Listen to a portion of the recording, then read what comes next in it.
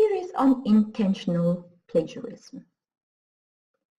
Now, with unintentional plagiarism, it is either that the student or the researcher doesn't know how to cite correctly, or the other case is that he is ignorant of the research writing methodology, which is that he has to cite, he has to acknowledge the author. And by learning these things, this can be avoided.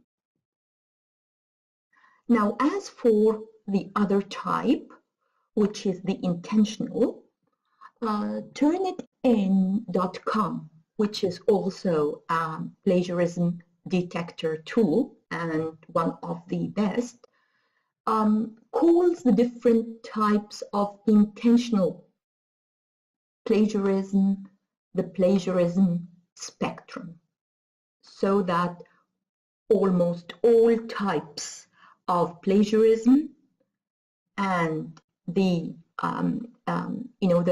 level of their severity is calculated, which is 100% wrong and 100% unoriginal, 100% stealing, that is to say, or theft.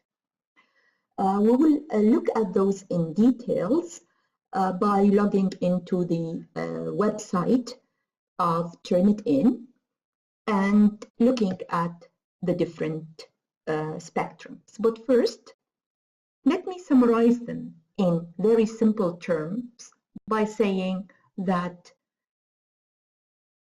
you are a plagiarist if you definitely copy and paste. You find an article, you take the article, you put your name on it, and you present it as yours. So you simply retype the information, and now with all the facilities that Microsoft Office has given us, it's only just either printing it or cutting and pasting it without needing to change anything except adding your name. You submit work that is not your own. Same case, okay? You take all of your ideas from one source. This is not allowed. A researcher has to have a look at what is available, at the different views, at the different developments, in order to formulate some sort of viewpoint and standing for himself. You copy the majority of the text, but change only a few words, which others call patchwork. So if he takes this statement, he would cross no one and say nobody. He would cross inferior and say bad. He would cross consent and say permission.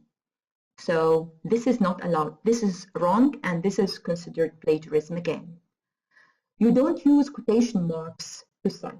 Sometimes when you are using the exact words of the author, you need to put it between inverted commas. As we said before, if you fail to put those inverted commas, then you are committing an act of plagiarism.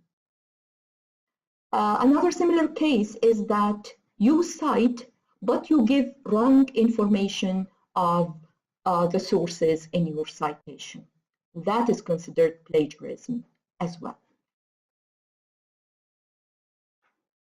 Let's look at an example.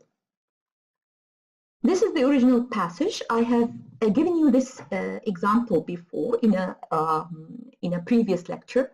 I'm putting it here in order to show the plagiarized version, which I did not do back then. So students frequently overuse direct quotation in taking notes, and as a result, they overuse quotations in the final research paper. Probably only about 10% of your final manuscript should appear as directly quoted matter. Therefore, you should strive to limit the amount of exact transcribing of source materials while taking notes. And the reference is a book by Lester James, that is to say James Lester, and the title of the work is Writing Research Papers, the second edition, and it was published in 1962, and the pages that this is taken from are from that is to say bottom of page 46 and the top of page 47. So this is the original passage. Now, a plagiarized version would be students often use too many direct quotations when they take notes, resulting in too many of them in the final research paper. In fact, probably only about 10% of the final copy should consist of directly quoted material.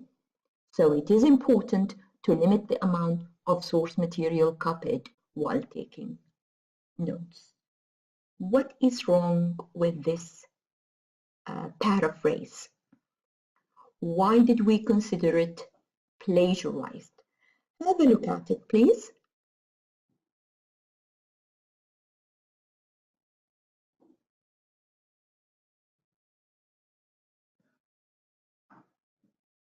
And again, look at the original passage.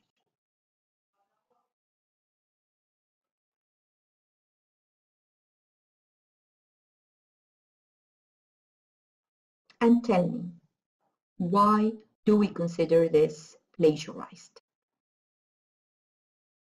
You can have some time to think about it.